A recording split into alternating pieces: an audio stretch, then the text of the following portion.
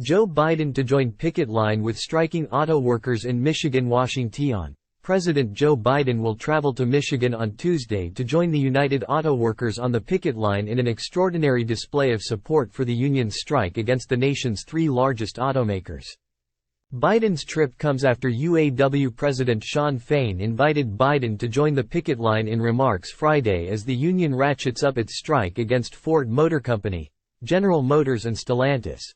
Tuesday, I'll go to Michigan to join the picket line and stand in solidarity with the men and women of UAW as they fight for a fair share of the value they helped create, Biden said in a statement.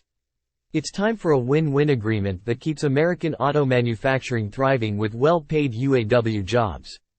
Further details about Biden's trip, including which striking site he will visit, remain unclear. Time equals 400 Ms. greater than former President Donald Trump, the frontrunner to win the 2024 Republican nomination, has said he plans to meet with striking auto workers in the Detroit area Wednesday in a push to court blue-collar workers for his 2024 run. Trump has blamed the proliferation of electric vehicles, embraced by Biden, for upending their careers. Time equals 400 Ms. greater than Biden faced pressure from progressives to join UAW workers on the picket line after Senator John Fetterman, D-PA, House Democratic leader Hakeem Jeffries, Senator Bernie Sanders and others each traveled to striking sites this week. For the first time Friday, Fain publicly invited Biden. Time equals 400 Ms. greater than, we invite and encourage everyone who supports our cause to join us on the picket line. From our friends and families, all the way up to the President of the United States, Fain said. Biden faces a political tightrope with the UAW strike.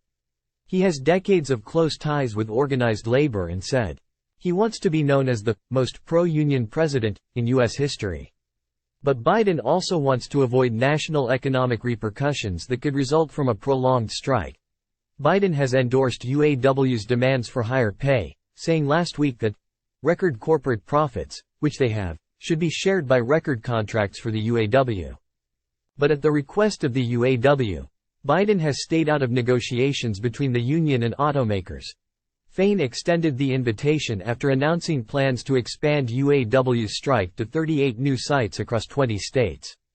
He said the union has made good progress with Ford Motor Company this week, but General Motors and Stellantis will need some pushing. White House Press Secretary Jean-Pierre said the White House will do everything that we possibly can to help in any way that the parties would like us to. A White House team led by Acting Labor Secretary Julie Su and White House advisor Gene Sperling was originally scheduled to visit Detroit this week, but the trip was scrapped after UAW's leadership made it clear they did not want help at the negotiating table.